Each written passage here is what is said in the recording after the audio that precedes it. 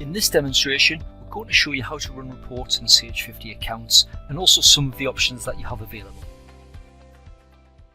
Each of the ledgers in the software has its own reports option.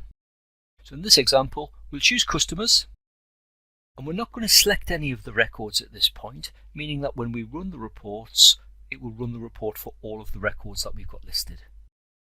Initially, when you access the reports folder, you should find that the favorites folder is selected.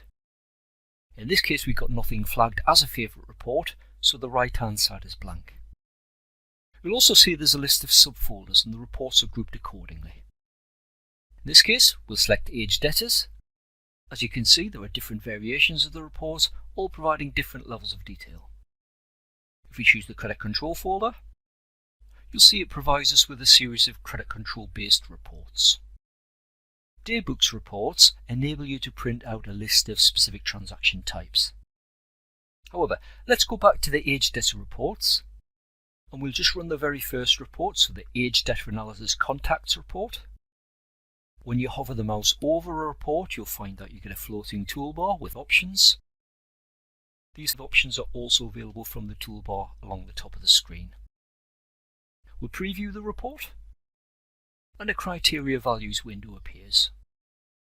We'll select most of the default criteria. You'll find we've got checkboxes in there as well that we can select. And once selected, you click OK. The preview window appears, and we can maximize it. In the bottom corner, there's a zoom control, so we can make it a little bit bigger. On the toolbar, you'll find there's a print option, an email option, an export option, so you can save the report as a file, and also an option to send the results direct to Excel.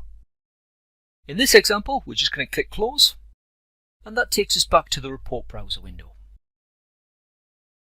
Now, to save having to look for reports each time and scour through the folders, what we can do is just flag certain reports as our favourites. To do this, you just click the little star next to the report. If selected, the star turns gold. Now, just to demonstrate what happens if you close out of the report browser and then choose the reports option again, you'll see that as the favourites report is automatically selected, any reports that are flagged will appear on the right hand side, making it easy to select those reports.